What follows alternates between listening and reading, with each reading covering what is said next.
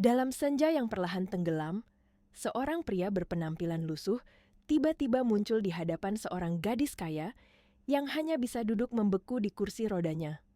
Bajunya kusut, rambutnya acak-acakan seperti sudah lama tidak disentuh sisir, dan langkahnya begitu tenang seolah dunia tak pernah mengguncangnya. Namun, kalimat yang keluar dari bibirnya justru mengguncang jiwa Aurelia atau Keira, begitu nama yang selama ini ia sembunyikan di balik dinding kesedihan. Aku bisa membuatmu berjalan lagi. Cukup belikan aku sebotol air mineral.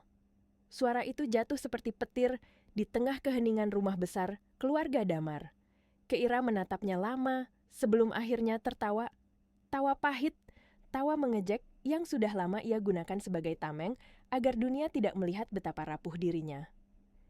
Bagaimana mungkin pria lusuh yang bahkan tampak tak mampu memperbaiki nasibnya sendiri berani mengatakan sesuatu yang bahkan dokter termahal pun tidak sanggup janjikan? Namun, entah mengapa, di sela tawanya yang getir, ada rasa penasaran kecil yang merayap diam-diam di dalam hatinya. Rasa yang memaksanya untuk memperhatikan pria itu sedikit lebih lama daripada seharusnya. Pria itu, Reno, begitu ia menyebut dirinya, tidak tersinggung sedikit pun. Matanya tetap tenang, terlalu tenang untuk seseorang yang sedang dihina. Matanya seolah menyimpan sesuatu yang tidak dimiliki siapapun yang pernah Keira temui selama setahun terakhir, sesuatu yang membuatnya merinding. Seberapa sering dokter datang dan pergi, membawa mesin mahal, peralatan terapi, obat, harapan, dan pada akhirnya kekecewaan yang sama. Setiap harapan palsu mengikis sedikit demi sedikit bagian dirinya, sampai Keira mulai percaya bahwa hidupnya selesai pada hari runtuhan gedung itu menimpanya. Namun pria ini, pria aneh yang datang tanpa undangan, tanpa alasan, tanpa bukti, justru membawa sesuatu yang terasa lebih nyata daripada semua terapi medis yang pernah ia jalani. Ketika Reno berkata, "Izinkan aku membawamu ke tempat yang kau lupakan," seluruh ruangan seakan membeku. Kata-kata itu bukan sekadar tawaran, itu seperti kunci yang memutar pintu masa lalu yang telah lama terkunci di dalam diri Keira. Dan ketika Keira akhirnya berkata pelan, "Baiklah, tunjukkan." Semua orang terdiam. Para terapis tertawa sinis. Staf rumah menunduk tidak percaya.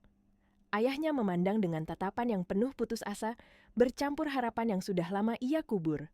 Namun Keira hanya merasakan satu hal, sebuah dorongan lembut dari dalam dirinya sendiri, dorongan yang membuatnya mengikuti pria lusuh itu menuju sesuatu yang bahkan ia tidak mengerti. Sesuatu yang akan mengubah malam itu dan seluruh hidupnya. Pada saat kursi rodanya digerakkan menuju pintu depan, Keira tidak tahu bahwa langkah kecil itu adalah langkah pertama menuju perjalanan yang selama ini ia hindari.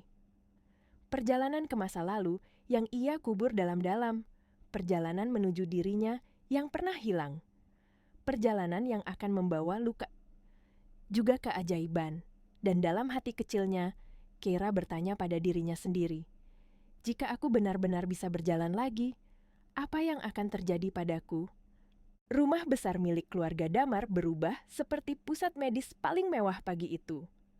Mobil-mobil para dokter, terapis, dan tenaga ahli berjejer rapi di halaman depan, seolah mereka datang membawa potongan-potongan harapan yang telah lama hancur. Suara langkah tergesa, instruksi medis, dan percakapan serius memenuhi udara seperti gema yang tidak pernah berhenti. Semuanya seakan bergerak dengan keyakinan bahwa kesembuhan Keira tinggal satu langkah lagi. Walau kenyataannya, langkah itu tidak pernah benar-benar datang. Dari jendela lantai 2, Keira hanya menatap dalam diam. Wajahnya datar tanpa kilau hidup. Baginya, para dokter yang datang silih berganti hanya menjadi pengingat bahwa ia tidak bisa kembali seperti dahulu. Bukan hanya kakinya yang lumpuh, tetapi jiwanya. Di lantai bawah, para terapis meneliti rekaman medisnya. Scan tubuh, laporan dokter, grafik perkembangan yang tidak pernah bergerak. Semuanya tampak begitu profesional, steril, dan dingin. Namun, bagi Keira, semua itu hanyalah pertunjukan yang menguras harapan, sampai pintu rumah tiba-tiba terbuka, dan pria lusuh itu muncul. Reno melangkah tenang, tanpa ragu, tanpa malu. Tatapan para staf langsung berubah. Ada yang mengernyit, ada yang menahan tawa, ada yang menggeleng tidak percaya. Bagaimana mungkin seseorang seperti dia masuk ke tempat ini? Rambutnya kusut, sepatunya berdebu, bajunya lusuh, seakan dunia telah lama melupakannya. Tapi justru dari kesederhanaannya, ada sesuatu yang membuatnya berbeda, sesuatu yang tidak dimiliki siapapun di ruangan itu, ketenangan yang aneh, seperti ia membawa kebenaran yang orang lain tidak pernah berani sentuh. Ketika salah satu staf mencoba mengusirnya halus, Reno hanya mengangkat tangan, gerakan kecil yang membuat ruangan seakan ikut diam. Matanya tidak memandang siapapun, hanya menatap lurus ke arah tangga, seolah ia tahu Keira sedang memerhatikannya dari lantai atas. Dan benar, Keira muncul dari tangga dengan kursi roda, didorong seorang perawat. Suaranya dingin.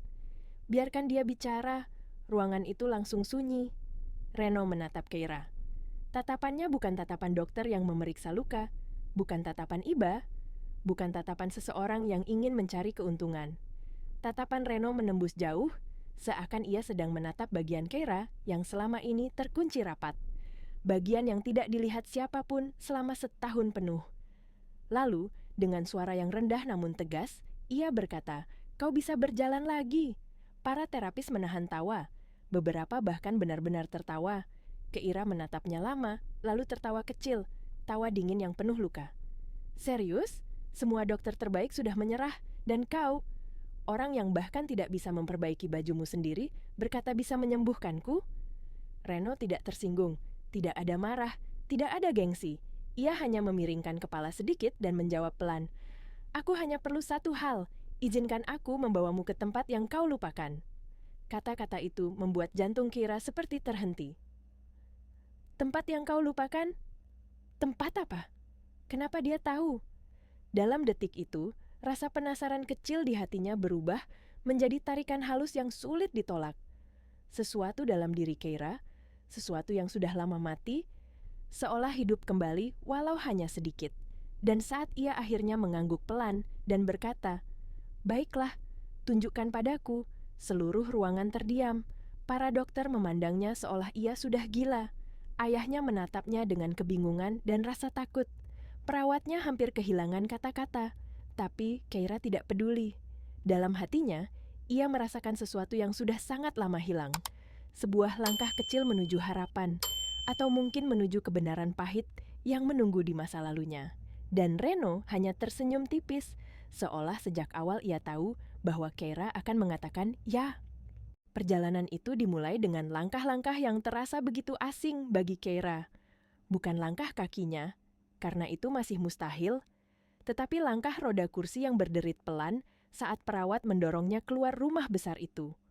Udara luar terasa berbeda, lebih dingin, lebih kosong, namun juga lebih jujur daripada udara di dalam rumah penuh dokter-dokter berpakaian putih. Di sebelahnya, Reno berjalan tanpa suara, seperti bayangan yang mengikuti cahaya. Ia tidak pernah memandang rendah, tidak pernah menatap iba, tidak pernah mencoba menyentuh kursi rodanya. Ia hanya berjalan di sampingnya, seolah ia tahu bahwa kedekatan yang terlalu cepat akan membuat Keira kembali menutup diri. Mobil tua yang disewa Reno berhenti di depan. Bukan mobil mewah, bukan kendaraan medis, hanya mobil sederhana dengan cat yang mulai pudar. Kontras dengan kehidupan Keira yang selama ini dipenuhi kemewahan dan fasilitas paling mahal. Ketika pintu mobil dibuka, Keira sempat ragu. Namun tatapan Reno yang tenang membuatnya naik tanpa banyak pertanyaan. Di dalam mobil, hujan tipis mulai turun. Titik-titik kecil air menuruni kaca jendela, meninggalkan jejak panjang yang mengalir. Langit berubah kelabu, seakan memantulkan suasana hati Keira yang telah lama kehilangan warnanya. Ayahnya duduk di depan, sesekali menoleh dengan tatapan cemas. Tapi Keira justru menatap keluar, memandangi kota yang perlahan berubah dari pusat keramaian menuju pinggiran yang sunyi. Gedung-gedung tinggi digantikan bangunan tua yang sekarat. Jalanan ramai berubah menjadi lorong-lorong sempit yang dipenuhi bayangan. Setiap menit perjalanan terasa seperti mundur ke bagian hidup yang ingin ia hindari. Setelah hampir 30 menit, mobil itu berhenti di depan sebuah bangunan 2 lantai yang tampak seperti sisa masa lalu yang terlupakan. Cat dindingnya mengelupas, jendela retak, rumput liar tumbuh di mana-mana. Di balik kehancurannya, ada sesuatu yang membuat Keira merinding. "Aku pernah ke sini," bisiknya lirih. Reno menatapnya dengan pelan. "Ya, kau pernah ke sini. Hanya saja, kau memilih untuk melupakannya." Kata-kata itu menusuk lebih dalam daripada yang Keira kira. Lupa? Bagaimana mungkin ia lupa tempat seperti ini? Saat roda kursi menuruni tanah lembab, suara gesekan kecil terdengar. Aroma debu bercampur angin lembab menyambut mereka.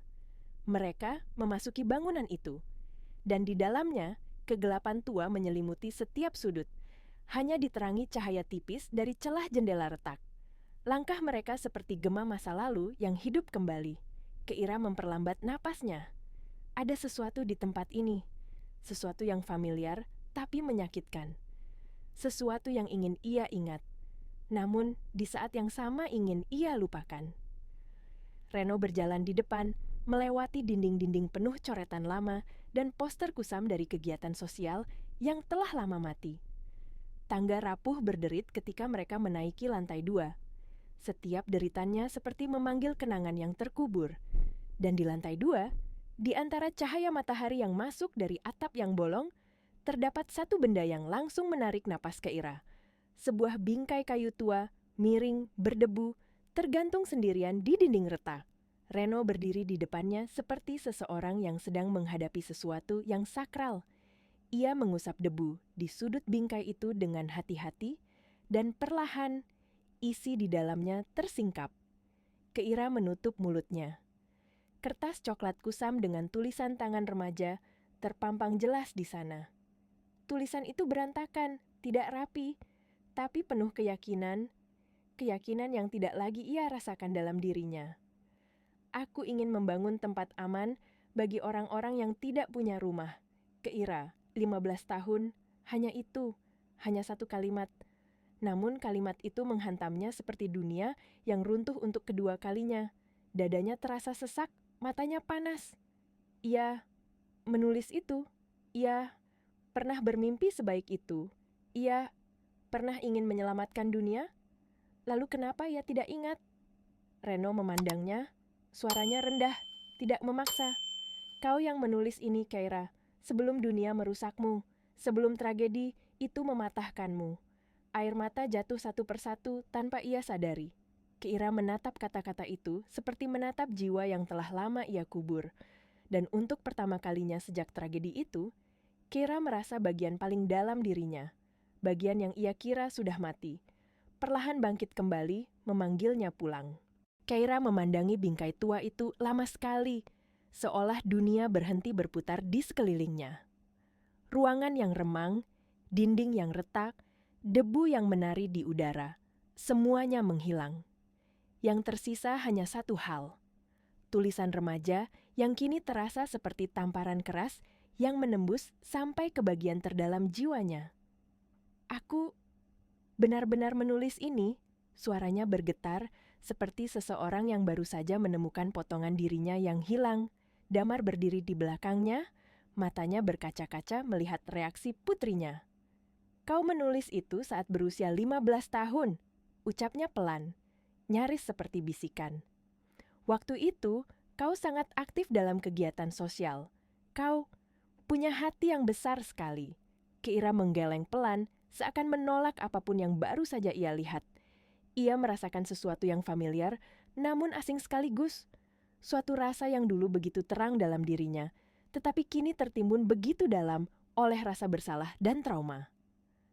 "Aku tidak ingat," suaranya pecah. Reno melangkah pelan, berhenti di sisi kirinya. Ia tidak memaksa, tidak menyentuh, hanya hadir. Suaranya lembut, seperti seseorang yang takut menyentuh luka lama. "Keira yang menulis ini. Dia hilang," katanya. "Hilang jauh sebelum kakimu berhenti bekerja." Keira menoleh cepat, matanya merah. "Aku tidak berubah. Aku hanya..." "Takut," potong Reno lembut. Kata itu jatuh seperti batu besar ke hatinya. Takut mengingat. Takut menatap dirinya sendiri. Takut menerima kenyataan bahwa tragedi itu bukan hanya merenggut tubuhnya, tetapi juga merenggut jiwanya. Keira terdiam, dadanya naik turun cepat. Ia ingin membantah, Tetapi setiap kata Reno terasa terlalu benar, terlalu jujur, terlalu menyentuh bagian dirinya yang paling ia sembunyikan dari dunia. Reno menyentuh bingkai itu dengan ujung jarinya. Gerakannya halus, seolah menyentuh sesuatu yang suci. Gadis yang menulis ini percaya pada dunia. Ia percaya manusia bisa diselamatkan. Ia percaya hatinya bisa menyembuhkan siapapun. Ia mengalihkan tatapannya ke Keira. Ketika Keira yang ini hilang, kakimu ikut hilang. Air mata Keira jatuh deras. Ia tidak bisa menahan diri lagi. Selama ini, ia menyalahkan nasib, menyalahkan bangunan runtuh, menyalahkan dokternya, bahkan menyalahkan tubuhnya sendiri. Namun, ia tidak pernah bertanya, bagian mana dari dirinya yang sebenarnya hancur pada hari itu. "Apa yang harus kulakukan?" tanyanya dengan suara kecil, seperti seorang anak yang tersesat di tengah kegelapan. Reno berjalan mendekati jendela yang kacanya sudah retak. Cahaya sore menyusup masuk, menyinari sebagian wajahnya yang tampak lelah namun penuh ketenangan. Ia menatap Keira dengan kedalaman yang sulit dijelaskan. "Kau harus menemukan Keira yang menulis mimpi ini," katanya lembut. "Karena hanya dia yang bisa membuatmu berjalan lagi. Bukan aku, bukan dokter manapun." Keira menutup wajahnya, terisak. Getaran di dadanya semakin kuat.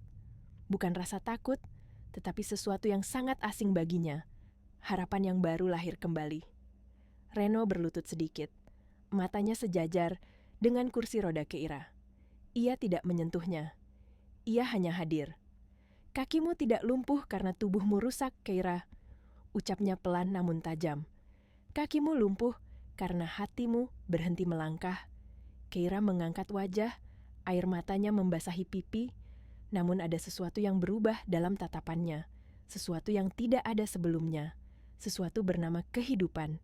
Damar mendekat dan memegang bahu putrinya. Suaranya pecah oleh emosi. "Putriku, kau pernah memiliki hati yang luar biasa. Jangan biarkan tragedi mengambil semuanya." Keira memandangi tulisan remaja itu sekali lagi. Kata-kata sederhana yang pernah ia tulis dengan tangan gemetar dan hati yang penuh cahaya. Dan di dalam dirinya, sebuah pintu yang telah lama tertutup, akhirnya mulai terbuka perlahan. Keheningan di lantai 2 itu terasa seperti selimut berat yang menutupi setiap sudut ruangan. Hanya suara angin sore yang masuk dari jendela retak, menggoyangkan debu-debu kecil yang melayang di udara seperti partikel kenangan masa lalu. Di tengah ruangan itu, Reno berdiri tepat di belakang kursi roda Keira. Tubuhnya tegak, namun penuh ketenangan yang sulit dijelaskan. Ada sesuatu dalam cara ia menatap punggung Keira. Campuran rasa hormat, kesedihan, dan keyakinan yang tak tergoyahkan. Keira mengusap air matanya dengan tangan bergetar. Hatinya masih bergolak hebat oleh kenyataan-kenyataan yang baru saja ia dengar. Tentang dirinya, tentang mimpi yang ia kubur, tentang ketakutan yang selama ini membelenggu hatinya.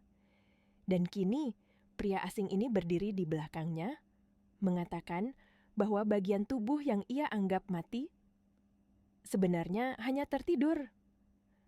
"Aku boleh mencoba," suara Reno merendah, hampir seperti doa yang berterbangan bersama debu di udara. Keira menoleh pelan, ragu. Ada ketakutan kecil yang bersembunyi di sorot matanya, ketakutan untuk berharap lagi, ketakutan untuk ditinggalkan dalam kekecewaan lagi. "Apakah ini aman?" Suaranya pecah. Damar yang berdiri di sampingnya memegang bahu putrinya dengan lembut. Tatapannya penuh cinta, lelah, namun juga harapan yang mulai tumbuh kembali setelah setahun tenggelam. "Kalau ada sedikit saja harapan, aku ingin kau mencobanya," ucapnya dengan suara serak yang tak bisa disembunyikan. Keira menutup mata sebentar, menarik napas dalam-dalam, dan akhirnya mengangguk. "Lakukan." Reno berdiri di belakangnya, langkahnya begitu pelan, begitu ringan, seolah ia takut merusak keheningan sakral itu. Ketika ia menempatkan kedua tangannya di punggung Keira, sentuhan pertama terasa begitu lembut, begitu halus, hingga Keira tidak yakin apakah ia benar-benar menyentuhnya. Namun kemudian, sesuatu berubah. Jari-jari Reno menyusuri titik-titik tertentu di sepanjang tulang belakang Keira. Tekanannya tidak keras, tapi sangat tepat. seolah ia tahu dengan persis titik mana yang sudah lama tertidur dan menunggu untuk dibangunkan. Keira tersentak kecil. Apa yang kamu lakukan?" Reno tidak menjawab. Ia hanya menekan titik lain, lebih dalam, lebih terarah. Dan seketika, sebuah sensasi hangat merayap naik dari pinggang Keira. Sensasi yang sudah setahun tidak pernah ia rasakan. Sensasi yang selama ini hanya hadir dalam mimpi-mimpi samar yang penuh harapan palsu. "Aku merasakan sesuatu." Suara Keira bergetar. Damar maju setengah langkah, matanya membesar. "Keira, apa benar?" Keira menatap kakinya yang terbungkus selimut tipis. Ia menahan napas. "Ayah, aku merasakannya di kakiku." Suaranya pecah oleh keterkejutan dan harapan yang tiba-tiba menyala. Reno berhenti sejenak, menutup mata, menarik napas dalam, lalu melanjutkan tekanannya.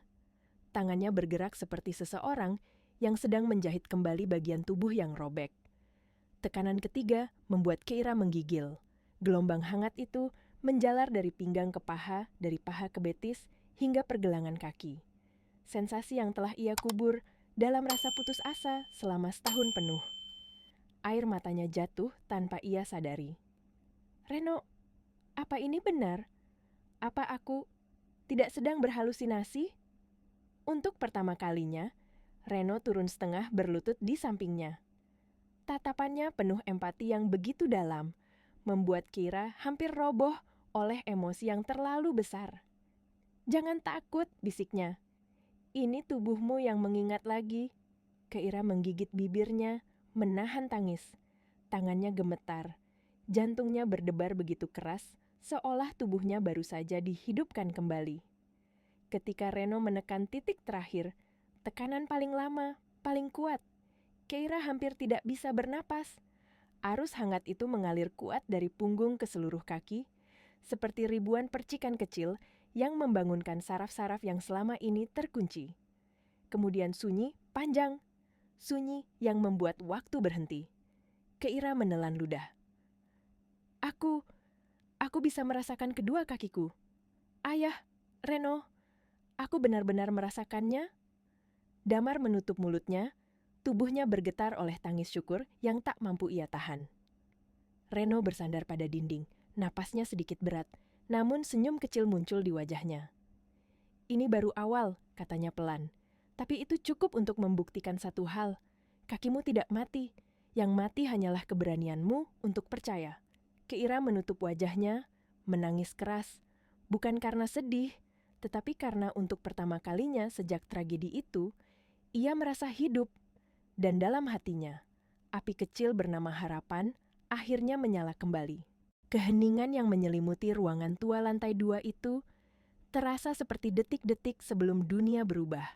Debu yang melayang pelan di udara tampak seperti bintang-bintang kecil yang ikut menunggu keajaiban berikutnya. Damar menahan napas, hatinya berada di antara harapan yang hampir padam dan keajaiban yang baru saja lahir kembali. Reno berdiri tegak di depan Keira. Matanya tajam namun tenang, seolah ia sedang menjaga sesuatu yang rapuh namun sangat berharga. "Cobalah berdiri." Kalimat itu membuat seluruh dunia seakan berhenti. Udara menegang, Damar langsung membeku, perawat menutup mulutnya, sementara Keira memandang Reno seolah telah salah mendengar. "Aku berdiri?" Suaranya bergetar. "Reno, aku belum bisa berdiri selama setahun." Namun Reno hanya menggeleng pelan, langkahnya mantap, suaranya lembut seperti bisikan yang memeluk hati. "Jangan gunakan kepalamu, Keira. Gunakan tubuhmu. Tubuhmu sudah bangun. Biarkan dia berbicara." Keira menatap tangannya sendiri yang mencengkeram pinggiran kursi roda. Jarinya memutih, punggungnya tegang penuh kecemasan. Keringat dingin muncul di pelipisnya. Ayahnya hendak mendekat untuk membantu, tetapi Reno menahan dengan satu gerakan tangan yang tenang. "Biarkan dia. Ini perjalanan yang harus ia lakukan sendiri." Keira menarik napas panjang, begitu panjang hingga dadanya sesak. Lalu ia menunduk, memandang kedua kakinya yang selama ini menjadi sumber luka dan ketakutannya. Kaki yang ia benci, kaki yang ia anggap mati. Kaki yang selama ini ia pikir tak akan pernah bergerak lagi. Tapi kali ini terasa berbeda. Ia bisa merasakan denyut kecil, getaran halus, aliran hangat yang masih tertinggal dari sentuhan Reno. Dan ia tahu, meski takut, ia harus mencoba. Baik, baik, bisiknya lirih pada dirinya sendiri. Ayo tubuh, jangan khianati aku. Perlahan, sangat perlahan, ia menekan pinggiran kursi roda, mengangkat tubuhnya beberapa senti. Ada rasa nyeri kecil di punggungnya, bukan nyeri menyakitkan, tetapi nyeri yang menandakan sesuatu sedang terbangun, seperti mesin lama yang kembali hidup setelah lama berkarat. Kakinya bergetar, betisnya menegang, pinggangnya naik sedikit. Damar langsung menahan isak kecil. Keira membuka mata, napasnya memburu. Aku merasa aku bisa sedikit lagi. Dengan seluruh keberanian yang tidak ia tahu masih ia miliki, Keira mengangkat tubuhnya lebih tinggi. Otot-ototnya merespons, pinggangnya menguat, dan akhirnya, dengan gemetar hebat, tubuhnya berdiri. Berdiri. Untuk pertama kalinya dalam setahun penuh, ia berdiri di atas kedua kakinya sendiri. Damar langsung menangis keras, menutup wajahnya dengan kedua tangan. Ya Tuhan, Keira putriku. Perawat menjatuhkan map yang ia pegang, mulutnya terbuka lebar tidak percaya. Sementara, cahaya matahari sore yang masuk dari lubang atap jatuh tepat di tubuh Keira, membuatnya tampak seperti seseorang yang baru saja dilahirkan kembali. Keira menatap tangannya sendiri yang masih menggenggam kursi roda, lalu menatap lantai di bawah kakinya. Tubuhnya bergetar hebat. Air mata mengalir seperti hujan. Aku berdiri, suaranya pecah. Ayah, aku berdiri. Ia menangis dan tertawa dalam waktu yang sama, seolah semua emosi yang ia pendam selama setahun pecah bersamaan. Ayahnya mendekat perlahan, takut momen itu pecah seperti kaca rapuh. Ia memegang lengan Keira dengan hati-hati. Kau luar biasa, bisiknya sambil memeluk kepala putrinya. Putriku, putriku. Keira jatuh dalam pelukan ayahnya. Tubuhnya masih bertumpu pada kursi roda, namun kedua kakinya tetap berdiri. Bahunya bergetar oleh tangis. Semuanya sakit, tapi aku bisa, ayah. Aku bisa. Di sisi lain ruangan, Reno berdiri dalam diam. Wajahnya tertunduk. Bukan karena sedih, melainkan karena ia sedang menahan sesuatu. Emosi yang sulit ia sembunyikan. Keira melihatnya dari sela air matanya, lalu berbisik dengan suara yang hampir patah. Reno, aku. Reno mengangkat wajahnya dan tersenyum kecil. Senyum yang lembut, namun penuh makna. Selamat datang kembali, Keira. Hanya itu. Namun bagi Keira, kata itu adalah kehidupan baru. Sebuah pintu besar dalam dirinya yang selama ini tertutup. Akhirnya terbuka lebar. Keheningan di lantai 2 itu pecah oleh suara langkah kecil, langkah yang bahkan Keira sendiri tidak percaya berasal dari dirinya. Satu langkah, lalu satu langkah lagi. Setiap kali telapak kakinya menyentuh lantai berdebu itu, tubuhnya bergetar seperti tersengat kehidupan baru. Sendi-sendinya menggigil, otot-ototnya protes, tetapi tidak ada rasa sakit yang menakutkan. Hanya rasa seperti tubuhnya baru bangkit dari tidur panjang yang penuh mimpi buruk. Ayah, suara Keira pecah sambil menahan tangis. Ayah, aku melangkah. Damar memeluk kedua bahunya. Takut ia jatuh, tetapi juga tidak berani menghentikan keajaiban itu. Wajahnya basah oleh air mata. Keira, putriku, kamu benar-benar melangkah. Keira menatap kakinya sendiri. Seolah keduanya bukan lagi bagian tubuh yang selama ini hanya diam dan dingin. Aku masih bisa, bisiknya dengan suara tidak percaya. Ia mengangkat kaki kanannya dan melangkah lagi. Langkah ketiga membuatnya menutup mulut dengan tangannya sendiri, menahan suara tangis yang hampir meledak. Tubuhnya bergetar, hatinya gempar. Reno berdiri beberapa langkah di depan, menatapnya dengan pandangan yang sulit diterjemahkan. Bukan bangga, bukan heran, tapi sesuatu yang jauh lebih dalam.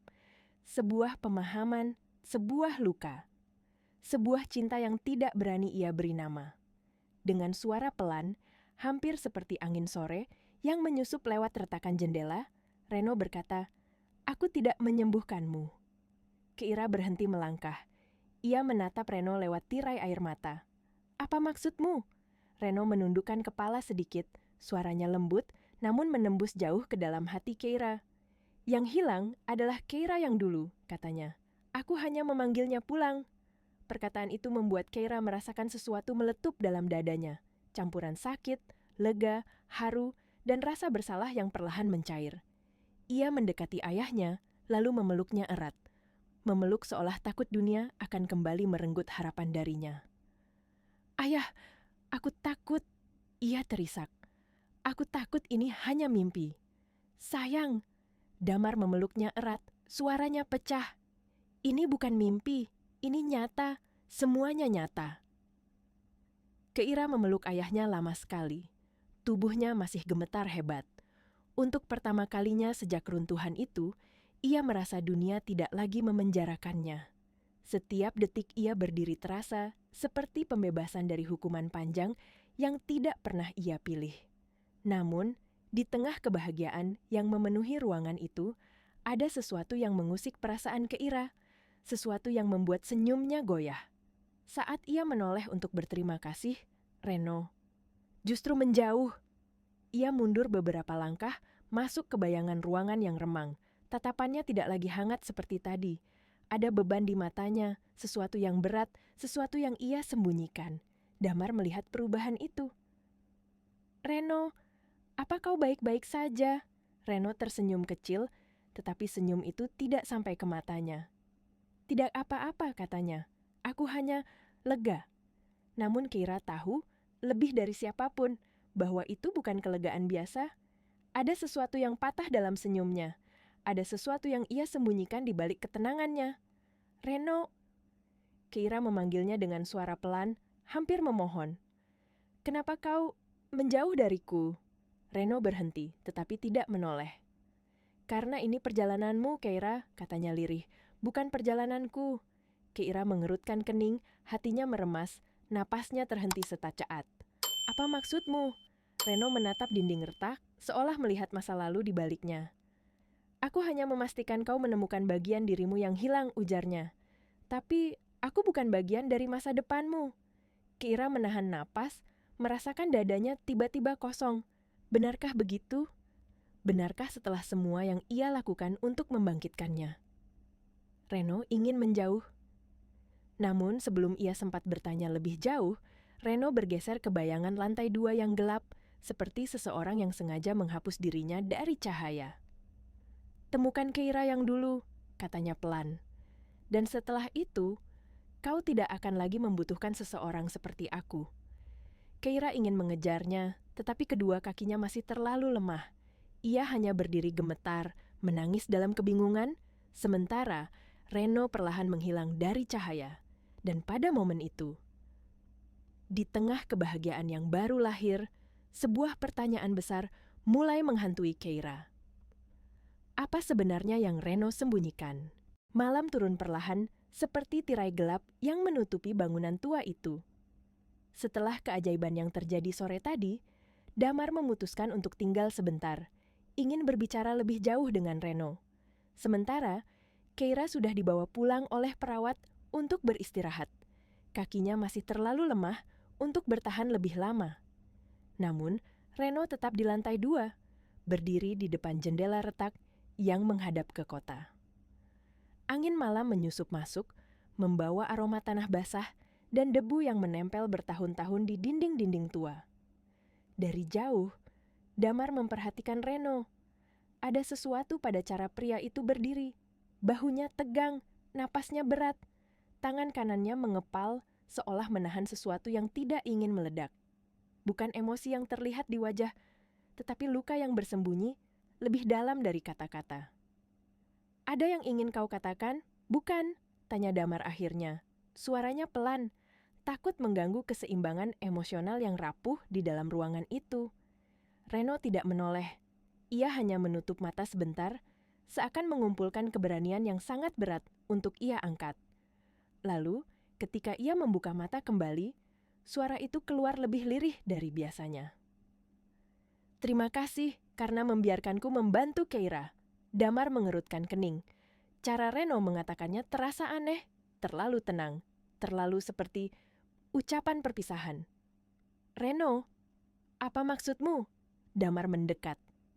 Reno menarik napas panjang, seakan kata-kata yang akan ia ucapkan selama ini telah mengurungnya dari dalam.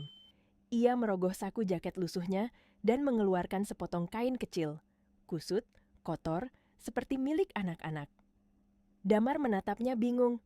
Reno membuka lipatan kain itu dengan perlahan, memperlihatkan secari kertas berwarna coklat yang sudah lusuh, dan ketika Reno merentangkan kertas itu, jantung Damar langsung serasa hancur.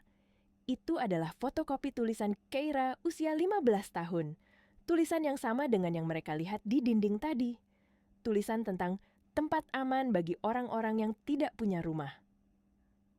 Kertas itu disimpan dengan begitu hati-hati, dilipat begitu rapi, dijaga seperti harta.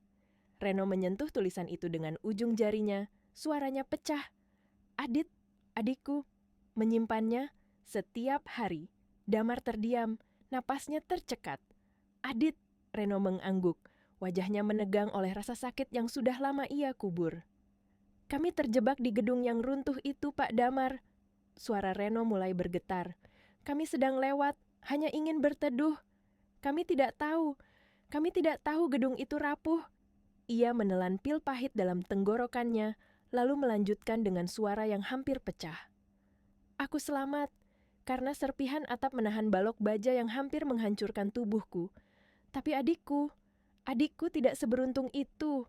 Damar menutup mulutnya. Dadanya serasa remuk mendengar kenyataan tersebut. Tidak ada kata yang cukup untuk menggambarkan rasa bersalah itu. Reno melanjutkan, suaranya lirih. Saat aku mengangkat tubuhnya, kertas itu ada di dalam genggamannya."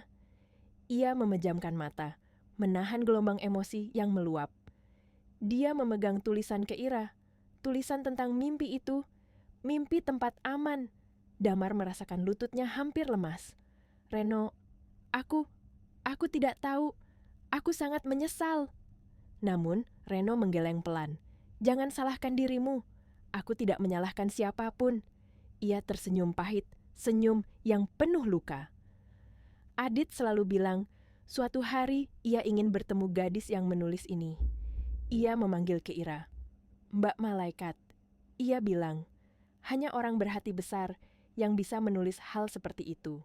Kata-kata itu membuat ruangan menjadi semakin sunyi. Seakan seluruh udara menghilang, Damar jatuh duduk di kursi rusak di dekat dinding. "Jadi, selama ini kau..." "Aku tidak datang untuk dendam," potong Reno cepat, suaranya berat. "Aku datang untuk memastikan mimpi Keira tidak mati bersama adikku." Damar menatap Reno lama, merasakan rasa hormat yang mendalam, bercampur sesak. Kau tidak pernah benci Keira." Reno menggeleng lemah. "Aku tidak marah pada Keira. Yang kubenci hanyalah kenyataan bahwa ia melupakan gadis yang adikku kagumi." Hening panjang menggantung di antara mereka. Hening yang penuh luka, penuh kebenaran, penuh air mata yang tidak tumpah. Dan pada malam itu, di ruangan tua yang menyimpan mimpi remaja seorang gadis, rahasia terbesar, Reno, akhirnya terungkap. Sebuah rahasia yang menjelaskan segalanya, keheningannya, jaraknya, luka di matanya, dan ketulusannya yang tidak pernah menuntut balas. Reno bukan datang untuk menyelamatkan Keira. Ia datang karena adiknya percaya pada Keira. Bahkan ketika Keira sudah berhenti percaya pada dirinya sendiri. Keira seharusnya sudah berada di rumah, beristirahat setelah keajaiban yang membuat seluruh hidupnya berubah. Namun, pikirannya terlalu bising untuk ia pejamkan. Bagaimana ia bisa tidur ketika tatapan Reno tadi seperti menyembunyikan 1000 kata yang tidak terucap? Bagaimana ia bisa beristirahat ketika hatinya seperti sedang memanggil seseorang yang memilih menjauh di saat ia paling membutuhkannya? Saat mobil perawat membawanya pulang, Keira tidak merasakan kedamaian. Yang ia rasakan hanyalah kerinduan aneh. Kerinduan yang ia sendiri tidak mengerti. Kerinduan pada seseorang yang baru ia kenal, tetapi seolah sudah tertanam dalam dunianya sejak lama. Ketika akhirnya ia tiba di rumah, Keira meminta perawat berhenti. "Aku ingin kembali sebentar," katanya dengan suara pelan namun tegas, seperti seseorang yang menemukan keberanian kecilnya kembali. Perawat awalnya ragu, tetapi setelah melihat Keira bisa berdiri dan melangkah walau goyah, ia mengangguk dan menemaninya kembali ke bangunan tua itu. Namun sesampainya di lantai 2, Keira meminta perawat menunggunya di bawah. "Aku hanya ingin melihat tempat itu sendiri." Dan di sanalah semuanya terjadi. Keira naik perlahan, memegang dinding yang retak sebagai tumpuan. Setiap langkahnya terasa seperti menembus bayangan masa lalu. Namun, begitu ia mendekati lantai 2, ia mendengar suara-suara. Suara Damar dan Reno. Suara dua pria yang paling ia percayai saat ini berbicara dengan nada lirih, seolah dunia akan pecah kalau ada yang mendengarnya. Keira ingin berseru, ingin menyapa, ingin menunjukkan bahwa ia bisa menaiki tangga sendiri. Tapi langkahnya terhenti saat satu kalimat keluar dari mulut Reno, dan kalimat itu menghancurkan hatinya dalam sekejap. "Aku pernah terjebak di gedung yang runtuh itu." Keira membeku. Darahnya seperti berhenti mengalir, matanya membesar, napasnya tercekat. Ia merapatkan tubuhnya ke dinding, jari-jarinya gemetar, seolah dunia runtuh kedua kalinya tepat di depan matanya. Suara Reno bergetar, pelan. "Aku terjebak bersama adikku. Adit." Keira menutup mulutnya, mencoba menahan isak yang naik ke tenggorokannya. Dunia berputar. Dinding-dinding itu terasa seperti menutup dirinya, menekan dadanya. Renon melanjutkan, setiap kata seperti pisau. "Kami sedang lewat, lalu semuanya runtuh. Aku selamat, tapi adikku meninggal di genggaman tanganku." Keira tidak kuat lagi berdiri. Lututnya tertekuk, tubuhnya jatuh berlutut ke lantai dingin. Tangannya mencengkeram keras lantai rapuh itu, air matanya jatuh tanpa bisa ia cegah. Dan ketika Reno menambahkan kalimat berikutnya, hati Keira hancur menjadi kepingan-kepingan kecil. "Dia meninggal sambil memegang tulisan Keira." Keira terisak keras. Suara tercekat yang ia tahan pecah juga. Tangisnya merambat, menembus keheningan ruangan tua itu. Tangis penuh rasa bersalah, kehilangan, rasa sakit yang selama ini tidak ia sadari. Damar terkejut mendengar suara itu. "Keira?" Ia berlari menghampiri putrinya. Reno memutar tubuhnya cepat. Ketika melihat Keira berlutut di lantai, bahunya bergetar, wajahnya basah oleh air mata. Reno langsung ingin mendekat, tapi ia menahan diri. Ada sesuatu yang menahannya. Entah rasa bersalah, entah rasa takut, entah luka yang terlalu dalam. Keira mengangkat wajahnya, matanya merah dan basah. "Kenapa? Kenapa kalian tidak memberitahuku?" Suaranya pecah seperti kaca retak. Reno menunduk, tidak sanggup melihatnya. "Adit memegang tulisanku." Keira menatap Reno, suara dan tubuhnya sama-sama gemetar. "Dan aku melupakan semuanya. Aku melupakan siapa aku." Tangisnya semakin dalam. Damar memeluk bahunya, namun Keira tampak tidak merasakan apapun selain badai emosi yang menguasai dirinya. "Aku ingin berterima kasih, ingin tahu masa lalu, ingin tahu semuanya." Suaranya putus-putus. "Tapi kau pergi." Keira menatap ruang kosong di belakang Reno, ruang tempat ia berdiri sebelumnya. "Reno, kenapa kau pergi saat aku paling butuh kau?" Reno memejamkan mata kuat-kuat, menahan rasa sakit yang ikut membakar dirinya. Akhirnya ia berkata dengan suara rendah, penuh luka yang paling ia sembunyikan. "Karena aku tidak ingin keajaibanmu." Ternoda oleh rasa bersalah, Keira terdiam dalam tangisnya. "Aku tidak ingin kau berjalan untuk membayar hutang. Aku ingin kau berjalan karena kau ingin hidup." Dan saat Keira jatuh terduduk sambil menangis sejadi-jadinya, air mata jatuh dari mata Reno juga, diam, sembunyi, tanpa suara. Damar hanya bisa menyaksikan dua jiwa yang sama-sama terluka, dua hati yang sama-sama hancur, dua orang yang saling menyembuhkan, namun dipisahkan oleh rasa sakit yang begitu dalam. Malam itu, di bangunan tua penuh kenangan itu, kebenaran akhirnya terungkap, dan dari semua yang paling menyakitkan, Keira akhirnya mengerti. Reno menjauh, bukan karena ia tidak peduli, tapi karena ia terlalu terluka dan terlalu mencintai kebenaran yang ingin ia lindungi. 3 hari berlalu sejak malam penuh air mata itu. 3 hari di mana Keira mencoba merangkai kembali hatinya yang retak, mencoba memahami kebenaran yang jatuh begitu keras ke hidupnya. Namun, pada hari ketiga, di pagi yang lembut, Keira kembali berdiri di depan bangunan tua itu, sendirian. Tidak ada ayah, tidak ada perawat, tidak ada Reno. Hanya dirinya dan angin pagi yang dingin, menyapu rambutnya seperti sentuhan halus dari masa lalu. Kedua kakinya masih lemah, tetapi cukup kuat untuk menopang langkah baru yang kini ia simpan dalam dadanya. Bangunan yang dulu terasa seperti reruntuhan masa lalu, kini berubah menjadi sesuatu yang berbeda. Bukan sekadar tempat penuh debu dan retakan, tetapi titik awal dari siapa dirinya sebenarnya.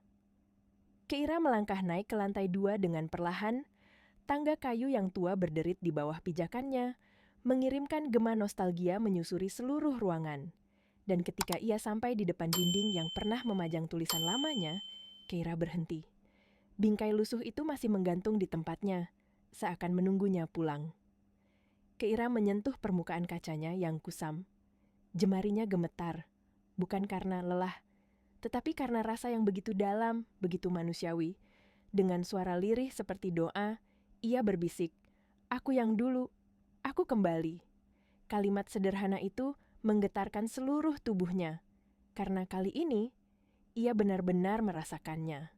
Ia menutup mata, membiarkan kenangan masa remajanya datang satu persatu. Kala ia masih percaya bahwa dunia bisa diubah dengan tangan kecilnya. Saat ia turun ke jalan membagikan makanan, tertawa bersama anak-anak jalanan, menulis impian besar dengan hati yang penuh cinta. Semuanya terasa jauh, namun kini begitu dekat. Ketika ia membuka mata, wajahnya dipenuhi ketegasan baru. "Aku berutang pada Adit dan pada Reno, tapi yang paling penting, aku berutang pada diriku sendiri." Hari itu, Keira mengambil keputusan yang mengubah segalanya. Ia akan membangun proyek itu kembali dari nol, dengan tangannya sendiri. Bukan karena rasa bersalah, bukan karena tragedi, tetapi karena itulah dirinya. Diri yang selama ini ia buang. Hari-hari berikutnya berubah menjadi awal perjalanan baru. Keira menghubungi organisasi-organisasi sosial yang dulu pernah bekerja dengannya. Ia berbicara dengan arsitek, dengan para pekerja bangunan, bukan sebagai putri pengusaha kaya, tetapi sebagai seorang perempuan yang benar-benar ingin membangun sesuatu dengan hati. Dan untuk pertama kalinya setelah tragedi itu, Keira bekerja. Ia menggulung lengan bajunya, memegang sekop, mengangkat batu bata, mencampur semen. Kakinya masih goyah, kadang hampir jatuh, tetapi ia tidak berhenti. Ia menguatkan diri. "Aku harus lakukan ini," katanya pada dirinya sendiri. "Aku harus membangun kembali. Bukan hanya tempat ini, tapi diriku." Para pekerja bangunan awalnya kaget melihat anak orang kaya ikut turun tangan, namun lama-lama mereka tersenyum kagum. Mereka melihat Keira bukan sebagai wanita rapuh di kursi roda, tetapi sebagai seseorang yang sedang berjuang membangkitkan jiwanya. Sementara itu, tanpa ia sadari, dunia memperhatikan. Video-video Keira bekerja dengan pakaian sederhana, penuh debu, menyebar di media sosial. Orang-orang menyebutnya inspirasi, tetapi Keira tidak peduli pada popularitas itu. Baginya, hanya ada satu hal yang penting, menepati janji. Setiap pagi, sebelum pekerja lain datang, Keira naik ke lantai 2. Ia berdiri di depan bingkai lama itu, menyentuh tulisan remajanya dan berbisik, "Adit, ini untukmu.